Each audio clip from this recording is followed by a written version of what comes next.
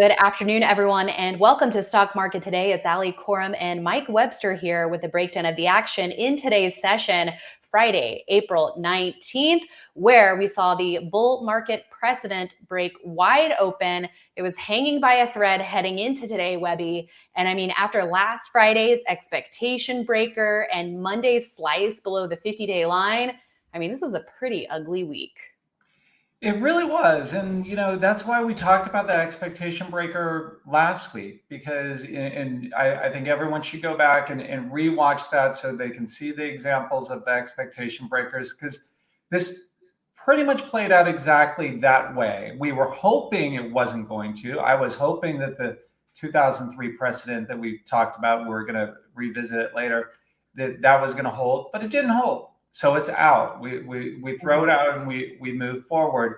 But that expectation breaker that we had last Friday was our clue. And then on Monday, we had a gap up. And as we talked about on the morning on IBD Live, was when you get a gap up like that after an expectation breaker, that was your chance to unload. And we let people know. So if you're not watching IBD Live, you really should. I think that was helpful information that we were able to pass along. And at this point, there's so much damage to be done. We need to kind of walk through it, assess it. I'm going to give you some cool homework to do, so you're going to be all ready for next week. Exactly.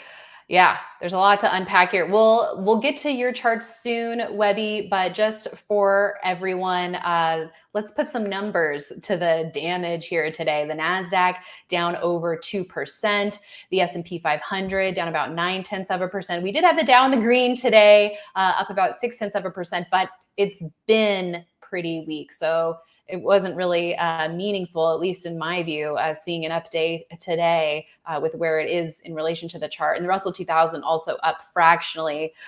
For the week, we can also take a look at the NASDAQ. Just look at that bar. That really stands out, down about 5.5% for the week on the tech-heavy index, ahead of next week's big earnings reports for the tech sector. And here's the S&P 500 down 3% for the week. So, I mean, Webby, we've had this power trend, this steady, strong move up since early November. I mean, it had to come to an end at some point, I guess. It's never fun when it does, but there have been clues along the way.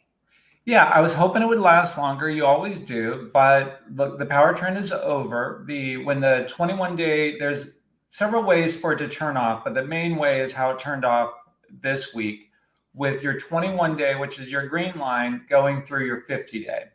So, we had a nice long power trend, and then it is now over. So at this point, what we're doing is we're going to wait for a rally day. So any strong up day, or really any day that's up, or a down day that closes in the upper half of the range, we consider that a day one rally day, or a pink rally day if it's down on the day.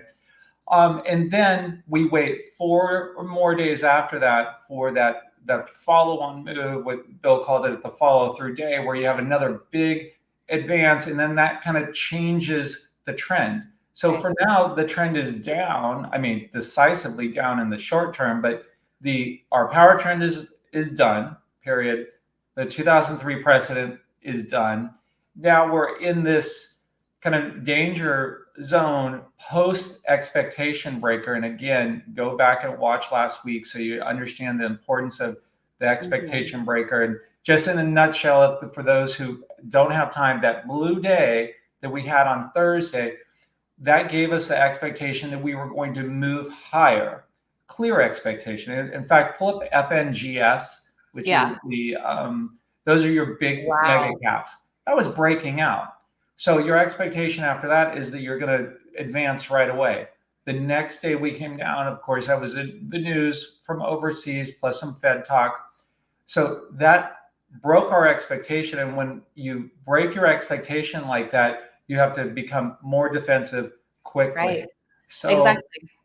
Yeah. And then we got that gap up on Monday, which was kind of your gift to sell into. And my theory, I have no way to prove it, but the institutions realize they have a lot of selling to do. So they go in there and they kind of prop up the futures so they can get out at better levels and then they commence their selling. Just total conspiracy theory. I've got my aluminum foil over there and tin cap. So no, I mean, that was spot on guidance that you gave the IBD Live audience Monday morning out of the gate. That's the first thing you led with. We have it on tape, and that was just really I think I tweeted it out too. I tend to tweet often. Okay. So we have it on tape and in writing. Even better. So yeah, I mean, in terms of reducing exposure, looking incrementally, also knowing your time frame, right? And your trading style, and really what are the stocks in your portfolio doing, right? So they go hand in hand, the index work and the stock level work. And we'll get more into some stocks later. But how about we take a look now at some regression channels just to further emphasize this change in trend. Sure. Let me know when you can see the spiders on my trade station. We are about to pull it up. Here it is now. Go for it. Okay.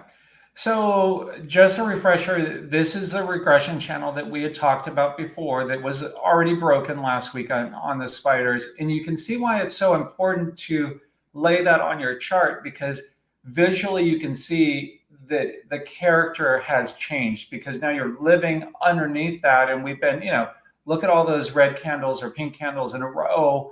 That's where you're opening higher than where you close. The blue candles are in reverse. So you open weak and you close strong. So blue candles are a sign of a healthy, good market, and the pink ones are negative.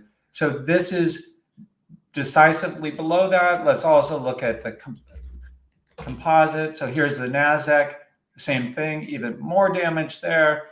And I like to look at the RSP. And this, a lot of people don't look at, but this is the equal weight of the spiders. So, every stock in the S&P 500 equally weighted. So the Microsofts and the Apples are worth the same as the smaller one. So it's a broad gauge, and it gives you, really a sense of breadth. And what's notable is we have our first blue bar on here in several, where we actually close stronger than we open. So that's saying that on a broad level, things are getting better than what the mega caps are doing. Still looks terrible. I mean, and I threw the regression on there, and all with the same dates. And look, we are now in a downtrend, but at least that's a little glimmer of where is the strength going, and it's more broadening out. And we're going to talk about that at the end with some of the screens and where to find that strength. Yeah.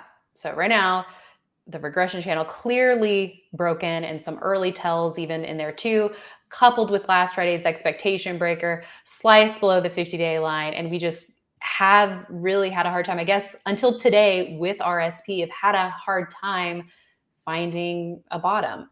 So exactly. Yeah, we have to try to see some sort of rally attempt, but who knows when we'll get that. Now we want to take a look at this 50% retracement concept, Webby, that you've talked about on IBD Live this week. So if you start with that high, going back to before the 3 waves down last summer and the breakout, so to the highs, 50% retracement to that. So we're basically at that point now here on SPY.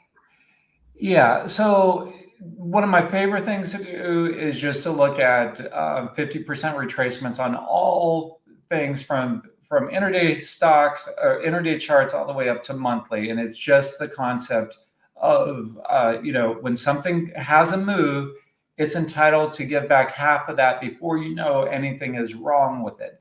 So if you measure the move from here, and this is an art, not a science, of where you start your points with this left side high of that basing area with those 3 waves down that we had up to our recent peak. We're almost there on spiders. So the spiders are still holding up relatively well compared to the composite. And look at that, it broke right through it. So basically the same dates, but you went right through it, is another sign of weakness. If you didn't, if you couldn't tell by today's action, we're in a weak position. But why you look at this is if let's say we get some positive news over the weekend, or we have some good earnings reports next week and we start moving up, you want to start living up above this 50% retracement. And on the NASDAQ, it's 15,492, and on spiders that was 491.82. So you want to stay above that on the spiders, or get back above it on the NASDAQ, and then more importantly, staying above that. And so that's kind of is very important, because psychologically you're either in a position of strength or weakness. So NASDAQ is certainly weak, and SPY is like just teetering on that. Right. And we've also talked about that 500 level for SPY coinciding with 5,000 on the index. Can you talk about that as well, Webby, here? So not only wanting to, which brings us to these levels here that you have. So not only wanting to live above that 50% retracement, but also you've talked about 500 being a level that you were watching, and we clearly could not hold that today. Yeah, that was what was keeping me having a little bit of faith. I was running on faith that that 2003 precedent was going to hold. But at this point, now that it really was that 500 level with 5,000 on the or on the S&P 500, it's meaningless, but everyone looks at it, so then that adds meaning to it. So once it broke and stayed below that today, it's like, okay, all bets are off. This thing is going to get ugly, and it certainly did.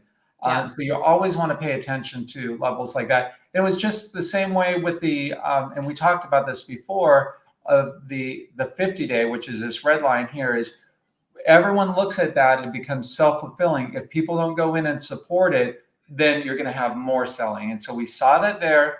This 504.91 was our first level that we thought, we were hoping was going to hold. It didn't hold. It broke through it. Now our next level is the 490.72. I'm just using the low of February 13th. I've added a few new ones. This was the same one that we had from last week with the low from January 31st, which corresponds to 482. So why these levels are important is this is just places where it should at least pause and stop going down as quickly. Doesn't mean it won't continue to go down, but you want to see when a stock or an index hits an important level, how does it handle itself there? If it slices through it, then you've got a lot more selling that's going to happen. If it just kind of slows down and meanders, that there's hope there that it's starting to get support. So a few more way down here, and look what that is. It's coinciding. This last one, the 466.43, is almost at the same place as where the 200-day line is. So I'm just using the lows from early in January, and we can toggle over to the composite and see where we slice through that. Like butter. Like butter. Do you see anything good on there? Is there a 15,150 that's marked? No, there's just nothing good about that. That would be the only good It was thing. A trick question. There's nothing. I know. There's nothing. I was trying to make a joke. I know. What is this 5150 I keep hearing about? I'll have to look into that. Yeah, we need a podcast on it, I guess. Maybe. So all the way down here, the bad part is this last level, the January 5th low, is it's so far down there that it's actually underneath the 200 days. So you could actually make an argument for that being good or bad, but I'm looking at it as kind of bad, because if it comes down and tests that, then you're going to be underneath the 200 day. And one of the most important things in technical analysis is the 200 day, because everyone looks at that. You need to stay above that 200 day to really stay in a bullish phase. So right now, we're not in a bear market. We are in a correction. We don't know, that could lead to a bear market, or this just could be a run-of-the-mill correction. So these are the levels that you want to look at and focus on. But regardless of what percent we would come off, if you get underneath your 200-day and stay under there, that's bad across the board. And that almost always coincides with bear markets. Yeah, that's what we saw in 2022. So, yeah. A recent example Exactly. there. Okay, well, there's more fun now, and we are going to switch gears here. And Webby, since you've come back to IBD, you've talked a lot about ATR, or the average true range, being something that you look at on the index level, but also for individual stocks. So now let's pivot on over to TradingView, where you have some ATR analysis for the indexes. Yeah, so down here at the bottom, this is just a new indicator that I've built.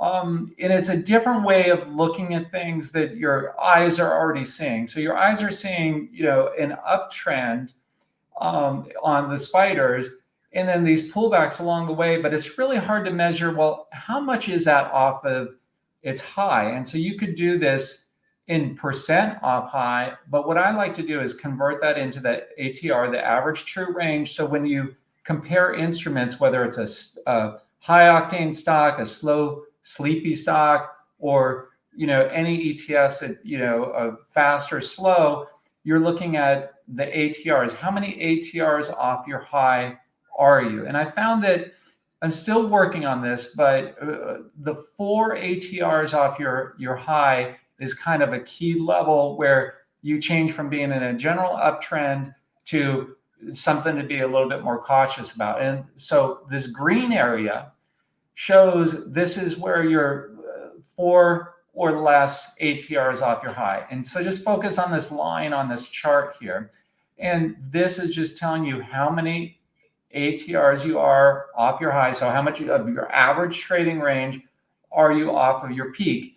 And this week, we've now gone through the green area into the yellow area, telling you that this is no longer normal, that is more severe.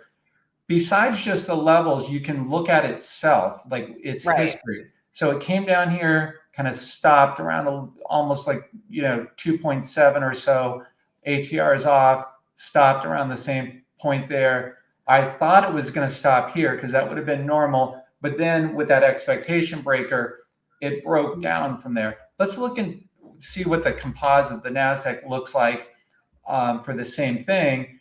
And again, its first bounce, it came right down to 4 ATRs off the peak and bounced up. That's normal. The people that like to buy the dip, this is kind of how you would do that. When it comes off to a normal level and then starts, I don't like buying the dips when it's coming down, but after it starts rounding out and showing some strength. So you'd be buying it more over here. So if you use this a bounce there in conjunction with the 21-day, in conjunction with the power trend, right? It gives you just like an extra data point to make trading decisions off of, it sounds like. Exactly. And you're already kind of seeing this, but on a subconscious level. And so this is just putting those into, cold hard facts of numbers. And also, so you really can't argue with it. Is it doing something different or not? And I always like to say, normal or abnormal. That's what your focus is. This is abnormal. This is an abnormal break. We're now into this yellow zone, which means an intermediate correction. If it gets down here, you're more, into bear market type of activity. And I wanted to look in, since we were talking about the precedent, I'm just going to toggle over to 2003. We're not going to belabor this too much. But this was your bottom in 2002. This is the NASDAQ composite. You had way over here, you had the bubble burst, came way down. Here's October of 2002. Then you're 3 waves down. This is in the March of 03. And this was that precedent that we thought was going to hold. And you can see this line, it just dipped just under 4 ATRs and then bounced. That's what we thought was going to happen, but it didn't. Back then, it ran up, and you can see that it kept on, now we're into the 2004 timeframe, and you can see that it kept on bouncing, finding support at 4 ATRs, almost 4. And then at this point, it broke and changed character. So you're always looking for that change of character. And then that transpired into more selling. So this is what we could be in for. That's what I was going to ask you. Yeah, Should we be in for some of this a choppy sideways to down kind of thing from here? absolutely. So we don't predict, we just interpret, and that's what Right. Bill told us to do is, okay, what are the facts? The facts are our precedent is broken, the power Mm-hmm. trend is over. Um, Mm-hmm. we have a enough distribution, to kill any type of rally, and now we need a follow through day. So it's kind of simple at this point. This is Yeah. and we can go over to market surge whenever you want. I can stop sharing. Great. We'll wait to stop sharing and then we're going to switch over to market surge and we can continue our conversation about the facts that you were laying out for us. So stepping aside, right? We've been getting all of these signals to reduce exposure and so now we got to wait for better conditions. Yeah, but what if you study history, you'll realize that in bull markets, you always have intermediate corrections along the way. You don't go straight up the whole way. This is normal. At this point, it's a bad break, and you should be very light in the market, or maybe even if you're very active, maybe even short. But this is the time to prepare for our next uptrend Right. because we have earnings right around the corner. Yeah. Really, the market needs to deal with what the Fed is telling us. Right. That's what I was going to bring up too. Yeah, because we have this changing macro landscape, and not that that's driving our trading decisions, but it's a part of the awareness, right? Because what happened in late October, early November, it was fueled in part, right, Webby, by that shifting conversation about the Fed's path, pausing rate hikes, moving towards rate cuts. And now it seems like the goalposts keep moving, or whether it's the sticky inflation or just whatever that decision is, the market's tuning into that. Yeah, so I found it a bit strange because Powell had been kind of laying out that he was going to do what he's pretty much saying he's going to do for quite some time, but the market, by looking at like the CME, the futures, the Fed fund futures, the market was at a different place than he was. And, that's just the facts. And so now they're finally realizing, okay, he is serious. He is going to keep the interest rates where he said he was going to. You just have to listen to him. And you also, as I've mentioned many times, read the Volcker book, which is his favorite. I believe it's called Keeping at It. I've read it a few times. And that's kind of his game plan, in my opinion. And he's pretty much said that. So the market just needs to factor that in. Now, maybe it factored it in today. Maybe it's going to take another 5-10% off the top before they factor it in, but eventually they will. And it'll say, okay, now that's in, and all the news that we have overseas, like I wouldn't get hung up on the news overseas, because if the market was in a healthy place, it would just blow that off and it would just move up without it. Markets always climb, bull markets climb a wall of worry. Speaking of 03, exactly. You had a lot of things going on without getting deep in the woods.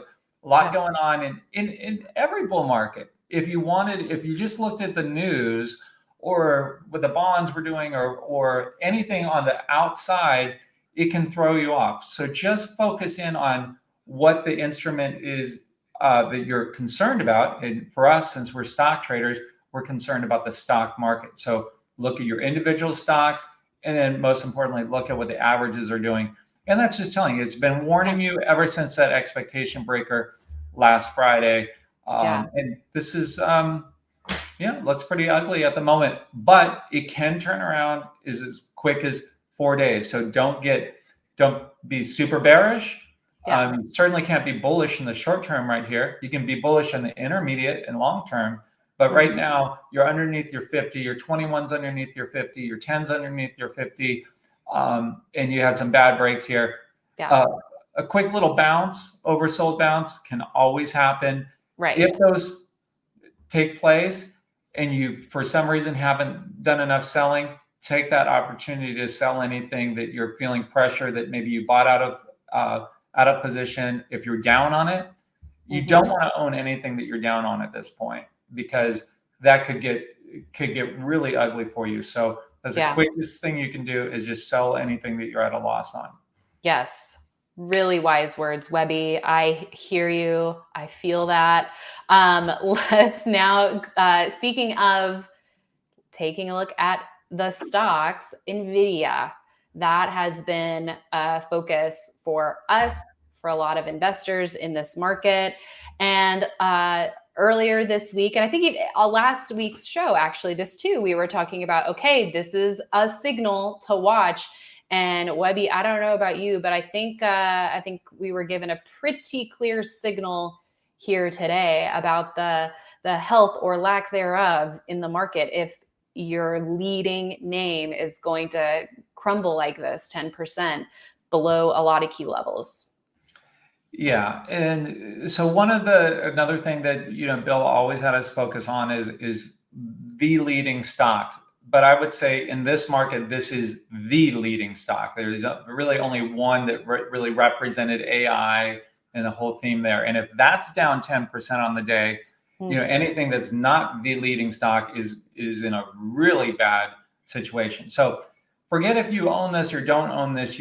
At this point, you're interpreting this based off of what the general market is doing. And as a guide, if the leading stock is breaking like this, you really need to be defensive, because sure, this could base build, but that's a lot of damage. And breaking through the psychological level of 800, like it wasn't even there.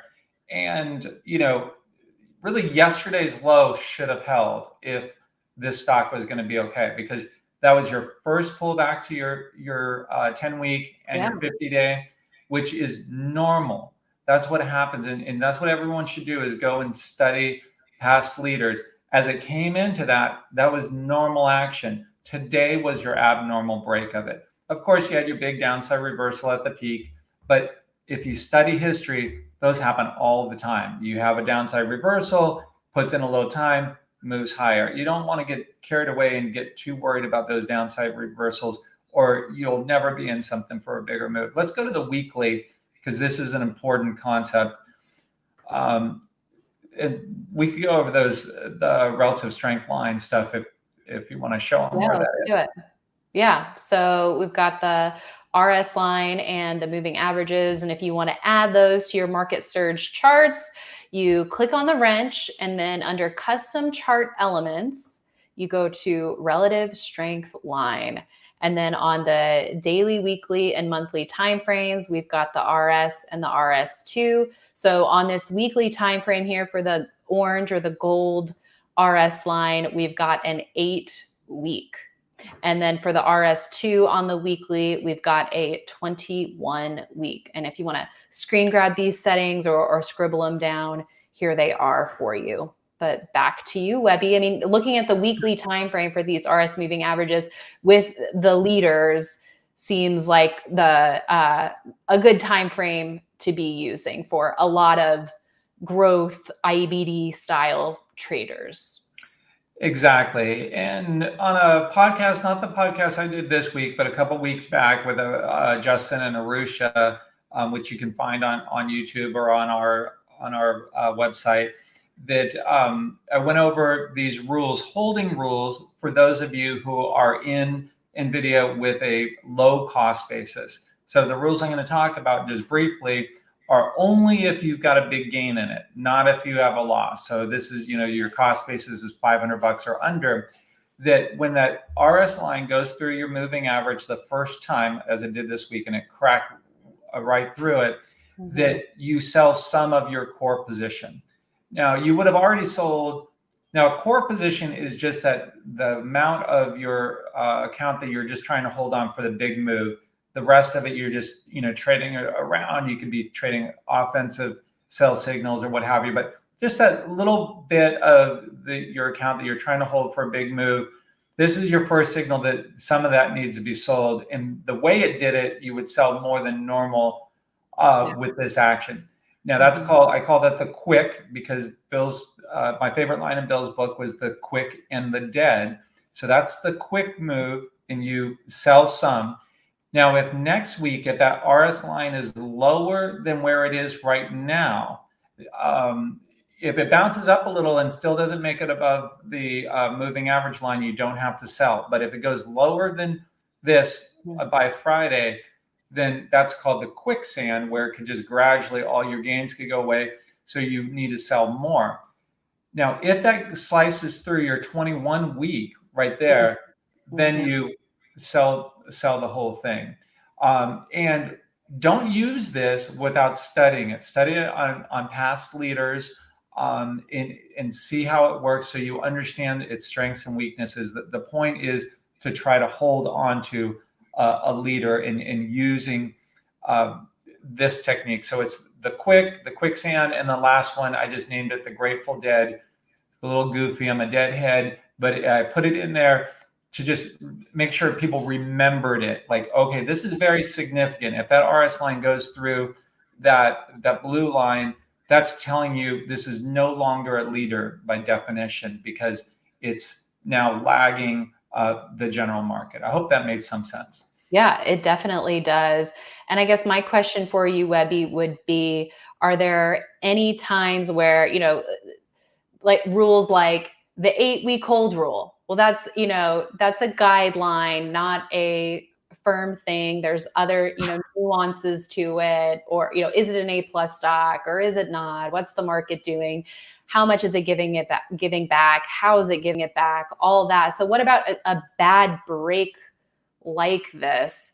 Are there, like you said, it seems like, maybe in a typical circumstance, you would be selling in thirds, but it sounded like you said, because of the way it did it, you'd probably be wanting to sell more, even though it hasn't hit the Grateful deadline. Yeah, because of, and you put that perfectly, because of how it did it, and the fact that your RS line is so much further. Let me step back. If we had this type of price action, but our RS line was still holding above that, you wouldn't have to do any action. It wouldn't have to take any action. But what this is telling you is it's confirming your price action, your weakness in your price action, because it sold off more than the market, dramatically more than the market. That's why it came down so much. So really what you could have been doing today is doing your quick and your quicksand today. That would have been legitimate, because of the amount that it came through, the angle of descent, combined with everything else. But with that said, holding that last, even though to me it looks like it's going to trigger that next week. Yeah. The reason why I came up with this rule is lots of times along the way, these big leaders will look ugly. And Bill would say that. I remember him sitting down with a green model book with me one day, and he turned page after page. He goes, "See, Mike, that's where you would have been shaken out. See, you would have been shaken out." And then he wasn't meaning me. He was meaning anybody. Yeah. That there was like, the charts will do such poor action that then it really translates into where your cost basis is. Can you sustain that? And that's why this is a holding rule for a winning position. You never, ever use it if you're down. Never say, oh, well, it's still above the Grateful deadline, so I'm going to hold if you're at a loss, or even a tiny gain. This is for really how to try to have a big move. Exactly. Okay. Well, let's also take a look at SMCI, because this was a bad week. There's no sugarcoating it here. Down more than 20% for the week. Basically, all of that came today. And I know, Mike, rewinding the clock here a little bit, this was a stock that was looking similar to Axon or Taser back in the day. And so we have a bull market precedent that's broken, and an Axon precedent here that is broken. Yeah, so I've been saying that for quite some time, that this one was no longer is, was very similar to Axon, to the Taser move, which was one of the biggest moves that we've ever seen out of any model book stocks. And so you should go back and study that in that 03 time frame, and do it day by day. And what you'll find is it never acted like this. during that move this week. Now you'll go in and let's go back to the SMCI on today's chart. Great. You'll see things like that terrible, scary downside reversal there. You'll see that in there. That is normal. If you study history, the biggest ones will be able to withstand that and then move higher. But this changed. So this week I was back in it because I thought it was going to, take back off through 1,000 and continue its advance because it was its first pullback to the 10-week line. But yesterday I had to sell it because it broke the 50-day. There was really no way to justify holding it at that point. And so I got chopped up in this, kept on trying to get a position in it, but luckily wasn't in it for today because yesterday it was telling you this was acting differently than the precedent. So your precedent was broken. And what I mean by that is it was never underneath the 50-day during its move, the axon. And so this now changed character. And so it's like, you know what, this thing is so volatile. I'm just going to have to be willing to, pay up well over 1,000 if I was going to buy it back. So and this coupled with the weakening market, right? Yes. Because you have that as your backdrop too.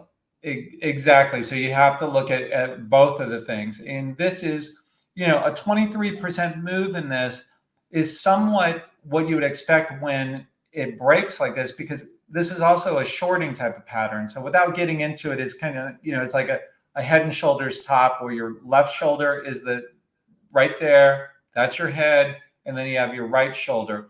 So anybody who shorts would have been all over this, probably starting to short it 2 days ago as it failed at 1,000, probably adding to it yesterday on a short and then pressing that hard today. So when you're looking at a chart, you always want to see how are the bears looking at it, and then how are the bulls looking at it. And when that happened, it was like, okay, the bears are going to take control, and they just pounced on it. So that precedent's done. So I'm done watching this stock for quite some time. I will be fine getting back into it months from now, but with this action, that's not normal. Now, of course, we don't know what the earnings are going to be, and you could have a big move up on the earnings. But if you have a big move up and for some reason you're still in it, I would probably take that opportunity to lighten up, if not get out, because when a stock breaks like this, it's telling you there's a lot of damage and you just need time for it to mend itself. The players in there need to start feeling comfortable with it, and it's just way too volatile and damaged, and looks pretty spooky. Yeah. Okay. We have one more stock that we're going to quickly look at. And then we've got two screens that we want to look at. One showing where the strength is, where the money's flowing, and then some homework, of course, in true Webby fashion. But SFM, this came up on your screens, Webby, and look at that. We've got an RS line at new highs. So, I mean, that's definitely something we want to be paying attention to all the time, what's showing relative strength, but especially in a weak tape. What are the stocks that are holding up and looking the strongest? And this looks pretty impressive here. Yeah. So if you were the type of trader to just completely ignore the general market, which I could see someone making an argument for that. If you were just trading the stock, you would have been buying this today because it's pretty much done everything right. How deep is that base? Yes. 8%. It doesn't get tighter than that. Held up above its 50-day RS line at new highs, like you said. And this is really already broke out through its alternative pivot.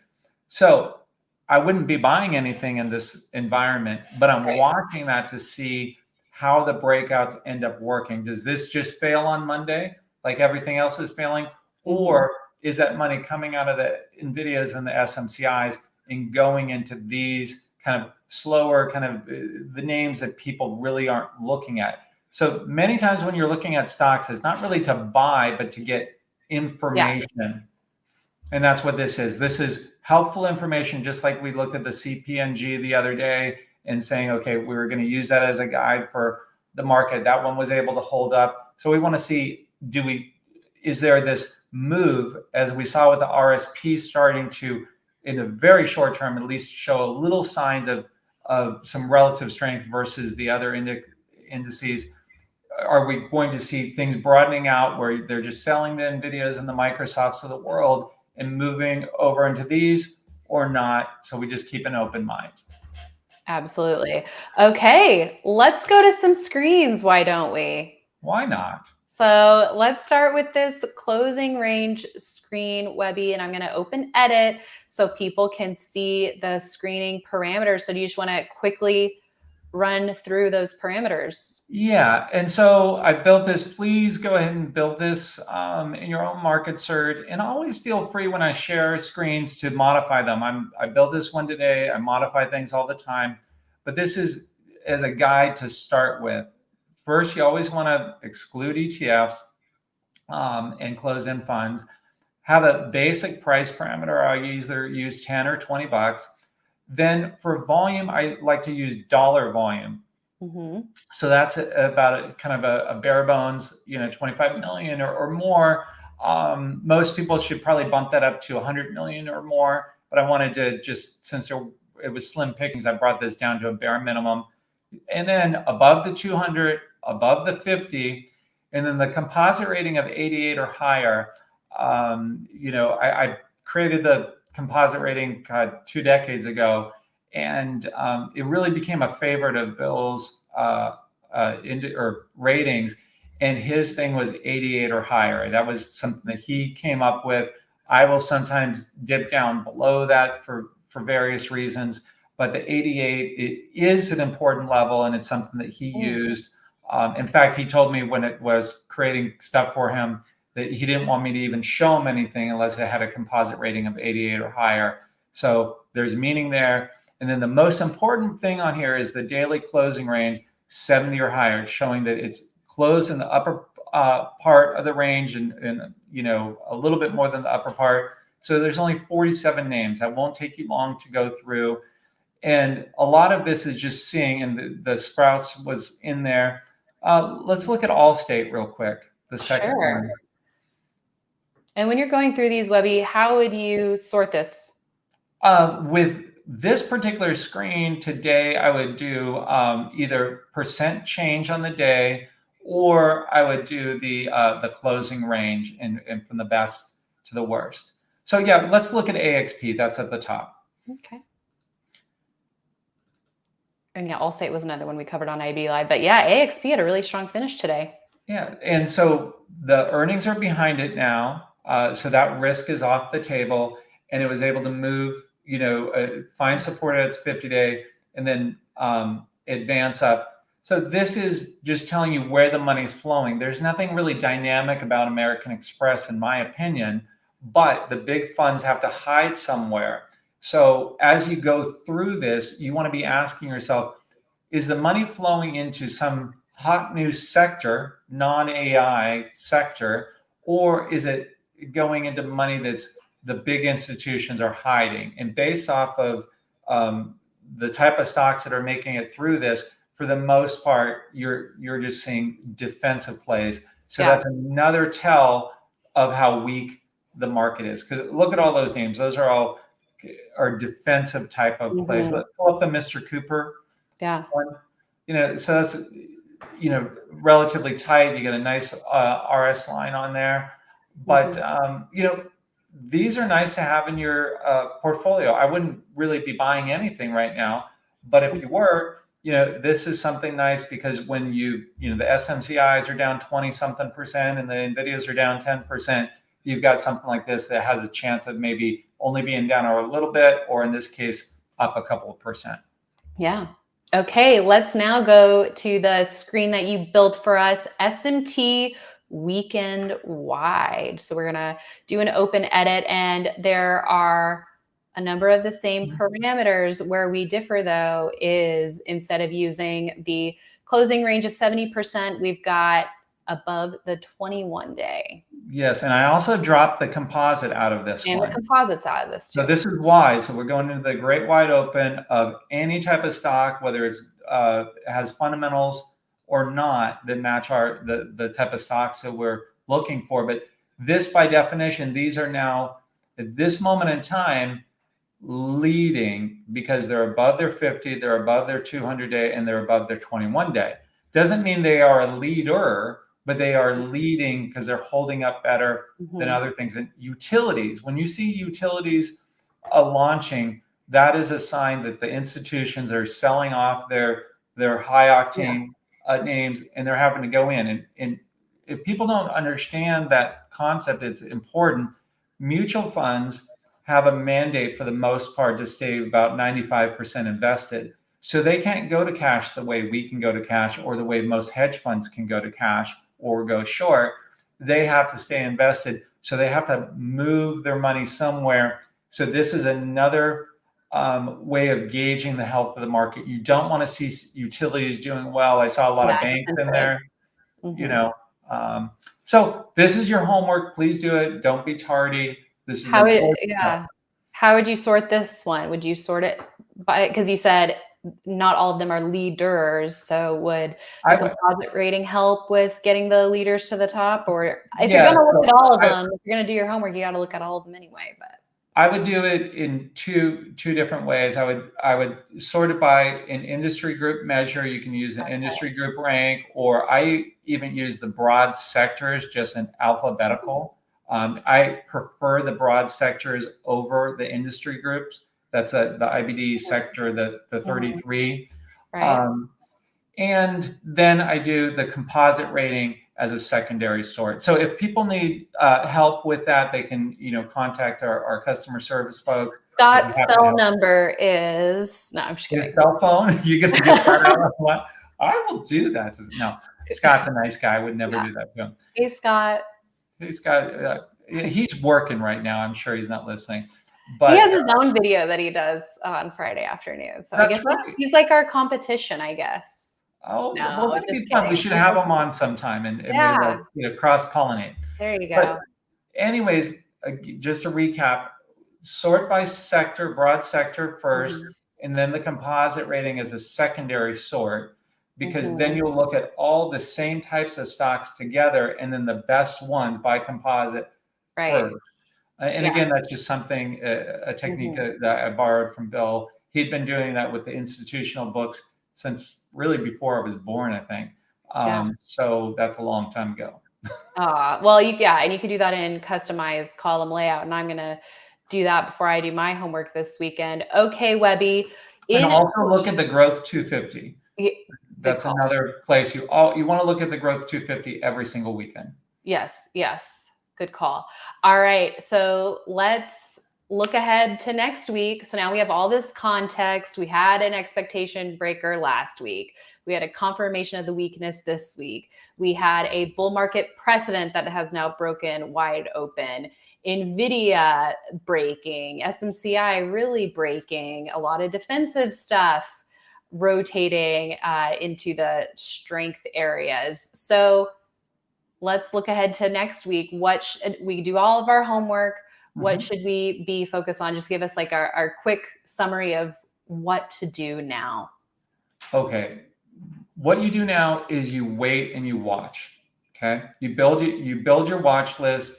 You wait, you watch, you pay attention to where the action is moving. So you don't go off on vacation and turn off the machines. This is critical time because you'll be setting yourself up for the next move higher, because it could happen a week from now. It could happen next Friday, next Thursday, at the end of next week, or the week after that. You don't know. I don't know. So you want to be prepared. And the way to do that is observing what's going on, what is being sold off, what's finding support at logical areas. How does Nvidia play itself out? Does it base? Does it just snap right back? Or is it done? We don't know. And so have an open mind. Don't plant your flag down and say, I love Nvidia. It's the best thing in the world. I'm going to hold it no matter what. Have an exit plan. You don't have to use the quicksand and the Grateful Dead rules. You can use whatever you've back tested that you believe in, but have an exit strategy for anything that you still have in your account. Rate all of your stocks from your best to your worst. I like to rate them A through C. There's a podcast on that. You can just search for, grading your stocks, and there, I walk through, how I like to do that. So that's your game plan for anything you're still holding. Plus your watch list, you want to rate those, because when the market does turn, and it will, what happens a lot of times is everything breaks out at the same time. And then you're like, oh no, what do I buy? You buy your A's first, then you buy your B's. If you still have room in your account, then you can reach down to your C's. So this is the game plan time. This is time to do your research so you're ready. Also, this week I did a podcast with Justin and Arusha. And in the first segment, we went over some potential precedents that we're going to be, Justin and I are going to be researching for power trends. Now, this power trend is over, but sometimes what will happen is the power trend will be over, and then a week or two later, the 21-day will move back above your 50-day, and then you have some other things that have to happen before the power trend resumes. So don't think, okay, this bull market is over. We're in a corrective phase. We're going into intermediate correction, it appears. And so we're just going to have to, wait it out and do it day by day. Be Gumby, be flexible, and have fun with it. This is fun. I don't care. I'm sure everyone got beat up this week. It's part of the game. You're going to have great weeks. You're going to have terrible weeks and everything in between. Make sure you're having fun with it. Otherwise, dial back what you have in your trading account. If the pressure is too much for you, let's say round number, you're trading $1,000, and every night you're going to bed worrying about your account. Take some money out and set it aside. Put it in a different account and trade with less money. Make sure it's fun. Otherwise, you're gonna give up on trading, and you're gonna give up on all these opportunities. Yeah, we don't want that. Even weeks like this are difficult, but hopefully we're arming the audience with the tools they need to have a rules-based system and use risk management as one of the core pillars, so to speak, of their investing strategy. And that's what we're all about here at IABD. Well, thank you so much, Webby. We know we could go on and on. Oh, I could. If only you stopped talking at have fun with it, it would have been exactly 51 minutes and 50 seconds.